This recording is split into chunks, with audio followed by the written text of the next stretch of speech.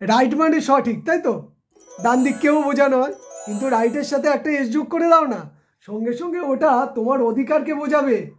Move মানে গতি, তাই না? আর মুভের সাথে একটা এস যোগ করে দাও, সঙ্গে সঙ্গে মুভস হবে, তখন কি হলো? তো পদক্ষেপকে বোঝানো হবে। পেন মানে ব্যথা, আমরা সবাই তো জানি এটা, তাই না?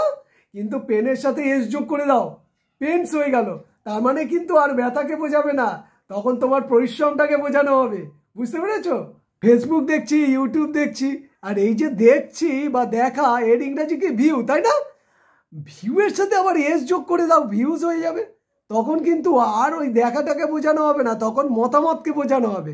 মানে তো ভালোকে বুঝি, তাই না? গুড মানে ভালোকে বুঝি, কিন্তু গুডের সাথে একটা এস যোগ করো না, গুডস হয়ে যাবে, মালপত্রকে বোঝানো হবে। কোথায় পাবে বলো তো? লরি, দেখবে লরিতে উপরে লেখা আছে গুডস ক্যারেজ। ওকে, ভালো করে আজকে যদি লক্ষ্য না করে থাকো, একবার ভালো করে গিয়ে লক্ষ্য করে নেবে।